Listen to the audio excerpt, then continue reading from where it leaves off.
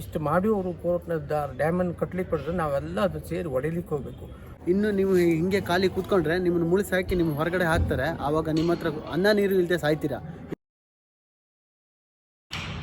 ಬೇಡ್ತಿ ಅಘನಾಶಿನಿ ಯೋಜನೆ ವಿರುದ್ಧ ನಾವು ಮೊದಲನೇ ಸಂಘಟನಾ ಹೋರಾಟ ಅಂದರೆ ಮಾಧ್ಯಮದವರಿಗೆ ಮತ್ತು ಪತ್ರಕರ್ತರಿಗೆ ಹೇಳ್ತೇವೆ.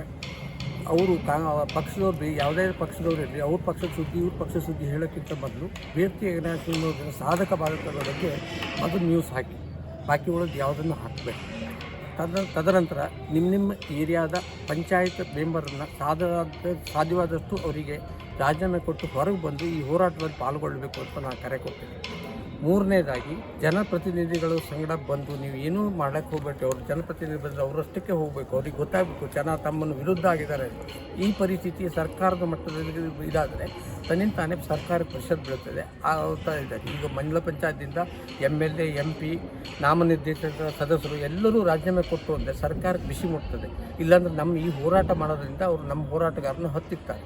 ಇದ್ರ ಸಂಗಡ ನಾವು ಕಾನೂನಾತ್ಮಕವಾಗಿ ಕೋರ್ಟಿಗೆ ಹೋಗಬೇಕು. ಕೋರ್ಟಿಗೆ ಹೋದಾಗ ನಾವು ಆ ಡ್ಯಾಮ್ನಲ್ಲಿ ಏನಾದರೂ ಇಷ್ಟು ಮಾಡಿ ಅವರು ಕೋರ್ಟ್ನ ಡ್ಯಾಮನ್ನು ಕಟ್ಟಲಿಕ್ಕೆ ಪಡೆದ್ರೆ ನಾವೆಲ್ಲ ಅದು ಸೇರಿ ಹೊಡಿಲಿಕ್ಕೆ ಹೋಗಬೇಕು.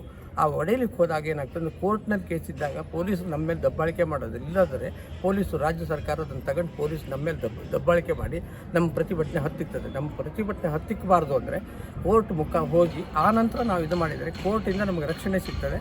ಕೋರ್ಟ್ ಸರ್ಕಾರಕ್ಕೆ ಚಾಟಿ ಬಿದ್ದಾಗಲೇ ಅವ್ರು ಸರ್ಕಾರ ತನ್ನ ತಪ್ಪನ್ನು ತಿದ್ದುಕೊಳ್ಳಲಿಕ್ಕೆ ಒಂದು ಅವಕಾಶ ಆಗ್ತದೆ ಅಂತ ನಾನು ಈ ಮೂಲಕ ತಮ್ಮಲ್ಲಿ ವಿನಂತಿ ಮಾಡ್ತೇನೆ. ಎಲ್ಲರೂ ಈ ಹೋರಾಟದಲ್ಲಿ ಭಾಗವಹಿಸಿ ಮತ್ತು ಇವತ್ತಿನ ಹೋರಾಟದ ವಾಟ್ಸಪ್ ಮುಖಾಂತರ ಅಲ್ಲಿ ಅದು ಒಂದು ಆ್ಯಪ್ ಇದೆ, ಅದು ಸಾಧ್ಯವಾದರೆ ನಾವು ಮುಂದೆ ತಿಳಿಸ್ತೇವೆ. ಆ ಆ್ಯಪ್ ಹಾಕ್ಕೊಂಡ್ರೆ ನಿಮ್ಮ ಮನೆಯಲ್ಲಿ ನೀರು ಎಷ್ಟೆಷ್ಟು ಪ್ರಮಾಣದಲ್ಲಿ ಮುಳುಗ್ತದೆ ಅನ್ನೋದನ್ನು ಗೊತ್ತಾಗ್ತದೆ, ನಿಮಗೆ ಗೊತ್ತಾಗ್ತದೆ.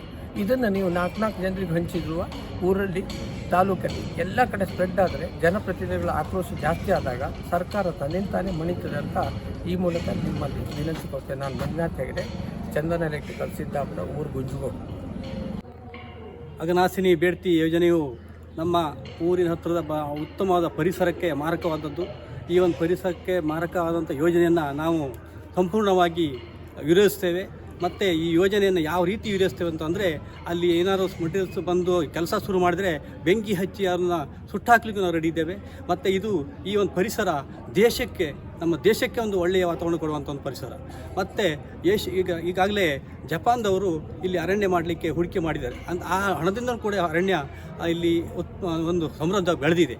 ಅಂಥದ್ದನ್ನು ಪರಿಸರಕ್ಕಾಗಿ ಅವರು ಒಂದು ಹೂಡಿಕೆ ಮಾಡಿದ್ದನ್ನು ಇವರು ನಾಶ ಮಾಡ್ತಾರಂತಂದರೆ ನಿಜವಾಗಿ ಇದು ವಿಷಾದನೀಯ.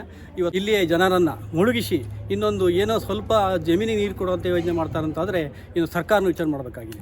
ನಾನು ಸರ್ಕಾರಕ್ಕೆ ಮತ್ತು ವ್ಯವಸ್ಥೆಗೆ ಒಂದು ಗಮನ ತರಕ್ಕೆ ಬಯಸ್ತೀನಿ. ನಮ್ಮ ಈ ಅಘನಾಶಿನಿ ಬೇಡ್ತಿ ಯೋಜನೆಯ ಒಳಪಡುವಂಥ ಎಲ್ಲ ಏರಿಯಾದವರು ಮುಂದಿನ ಈ ಪಂಚಾಯತ್ ಚುನಾವಣೆ ಬಂದಂಥ ಸಂದರ್ಭದಲ್ಲಿ ಯಾರೂ ಕೂಡ ನಾಮಿನೇಷನ್ ಕೊಡಬಾರ್ದು ಅಂತೇಳಿ ಈ ಸಂದರ್ಭದಲ್ಲಿ ನಾನು ವಿನಂತಿ ಮಾಡ್ಕೊತಿದ್ದೇನೆ.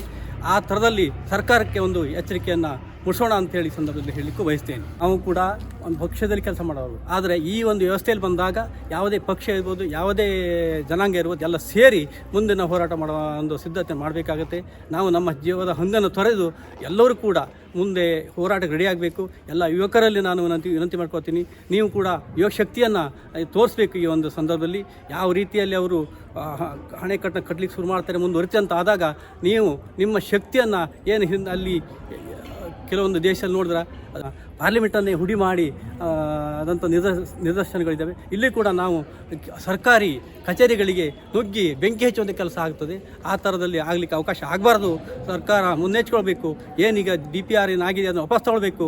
ಸಮೀಕ್ಷೆಯನ್ನು ಮಾಡಿ ಇಲ್ಲಿ ಏನು ನುಕ್ಸಾನ ಆಗುತ್ತೆ, ಯಾವ ಥರದ ಔಷಧಿಗಳಿದ್ದಾವೆ, ಯಾವ ಥರದ ಅರಣ್ಯ ಹೋಗುತ್ತೆ, ಇದು ಜನರಿಗೆ ಎಷ್ಟು ಅನುಕೂಲ ಅನ್ನೋದನ್ನು ಕೂಡ ಗಮನ ಹರಿಸಬೇಕು. ಮತ್ತೊಮ್ಮೆ DPR ಕ್ಯಾನ್ಸಲ್ ಮಾಡಿ ಹೊಸದಾಗಿ ಈ ಯೋಜನೆ ಬಗ್ಗೆ ಅಧ್ಯಯನ ಮಾಡಿ ಹೆಜ್ಜೆಯನ್ನು ಕೈ ಬಿಡುವಂತೆ ಸರ್ಕಾರನೂ ಕೂಡ ಮುಂದುವರಿಬೇಕಾಗತ್ತೆ ಅಂತೇಳಿ ಸಂದರ್ಭದಲ್ಲಿ ಆಗ್ರಹಪಡಿಸ್ತೇನೆ.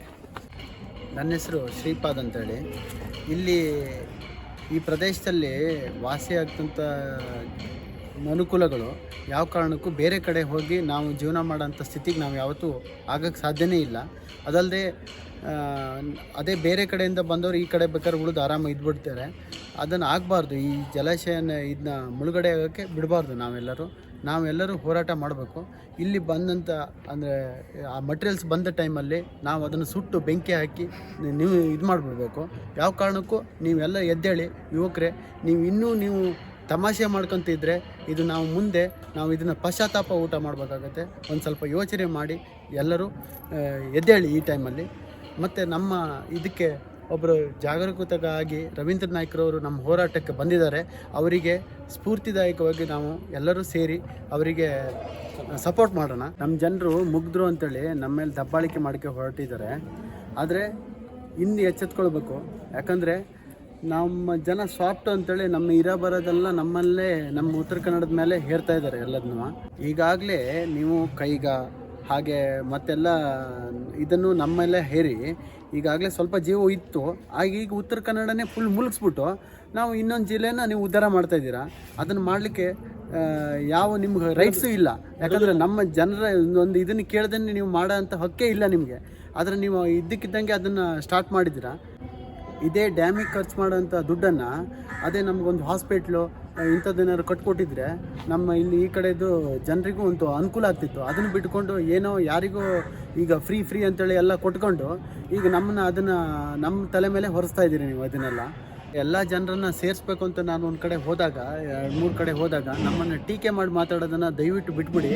ನೀವು ಯುವಕರೇ, ನೀವು ಎದ್ದೇಳಿ ಈ ಟೈಮಲ್ಲಿ. ಇನ್ನು ನೀವು ಹಿಂಗೆ ಖಾಲಿ ಕೂತ್ಕೊಂಡ್ರೆ ನಿಮ್ಮನ್ನು ಮುಳಿಸಿ ಹಾಕಿ ನಿಮ್ಮ ಹೊರಗಡೆ ಹಾಕ್ತಾರೆ. ಆವಾಗ ನಿಮ್ಮ ಹತ್ರ ಅನ್ನ ನೀರು ಇಲ್ಲದೆ ಸಾಯ್ತೀರಾ. ಇದು ಮಾತ್ರ ಪಕ್ಕ ಹೌದು. ಇಲ್ಲಿ ಕನ್ನಡಾಂಬೆ ಅಂತೇಳಿ ನಮ್ಮ ಭುವನೇಶ್ವರಿ ದೇವಿ ನೆಲೆಸಿದ್ದಾಳೆ. ಇಲ್ಲಿ ನಮ್ಮ ಭುವನಗಿರಿಯಲ್ಲಿ ಅಂಥ ದೇವಸ್ಥಾನ ಕೂಡ ಕರ್ಗೋಗುತ್ತೆ. ನೀವು ಕನ್ನಡ ಅಂತ ಎಲ್ಲೆಲ್ಲಿಂದನೂ ಸಾಕಷ್ಟು ಮಂದಿ ಇಲ್ಲಿ ಬಂದು ಬಂದು ಪೂಜೆ ಮಾಡ್ಕೊಂಡು ಹೋಗ್ತೀರಿ. ಇವಾಗ ನಾನು ಕನ್ನಡಾಂಬೆನ ನಗಿಸಿ ಯಾರು ಅಂತ ಹೇಳಿ. ಇದೇ ರೀತಿ ಯೋಜನೆಗಳನ್ನು ಪ್ರಾರಂಭ ಮಾಡಿದರೆ ಇಡೀ ಉತ್ತರ ಕನ್ನಡದ ಜಿಲ್ಲೆಯ ಸಮಸ್ತ ಜನ ಚುನಾವಣೆ ಹೇಳುವಂಥ ಶಬ್ದವನ್ನೇ ಬಹಿಷ್ಕಾರ ಮಾಡೋಂಥ ಪರಿಸ್ಥಿತಿ ನಿರ್ಮಾಣ ಆಗೋಂಥ ಸನ್ನಿವೇಶ ತಂದಿಡ್ತಾ ಇದ್ದೀರಿ. ದಯವಿಟ್ಟು ಅದಕ್ಕೆ ಆಸ್ಪದ ಕೊಡಬೇಡಿ. ಜನಪ್ರತಿನಿಧಿಗಳಿಗೆ ಇದೊಂದು ನಮ್ಮ ಉಗ್ರವಾದ ಖಂಡಿಸ್ತಾ ಇದ್ದೇನೆ, ಉಗ್ರವಾದ ಮಾತನ್ನು ಹೇಳ್ತಾ ಇದ್ದೇನೆ. ದಯವಿಟ್ಟು ಜನಪ್ರತಿನಿಧಿಗಳೇ ಮತ್ತು ಸರ್ಕಾರವೇ ನೀವು ಯಾವುದೇ ರೀತಿಯಿಂದ ಉತ್ತರ ಕನ್ನಡ ಜಿಲ್ಲೆ ಮೇಲೆ ಇಂಥ ವಿನಾಶಕಾರಿ ಯೋಜನೆಗಳನ್ನು ದಯವಿಟ್ಟು ತರಬೇಡಿ ಅಂತ ಹೇಳ್ತೇವೆ. ಮುಂದಿನ ಬರೋ ಚುನಾವಣೆಯಲ್ಲಿ ಬರೋ ಯಾವುದೇ ಚುನಾವಣೆಗೂ ಯಾರಿಗೂ ಇಲ್ಲಿ ಮತದಾನ ಮಾಡಲಿಕ್ಕೆ ಬರ್ತಂಥ ಕೆಲಸ ನಾವು ಮಾಡ್ತೇವೆ. ಅದಕ್ಕೆಲ್ಲ ನಾವು ರೆಡಿ ಮಾಡ್ಕೊಳ್ತಾ ಇದ್ದೇವೆ.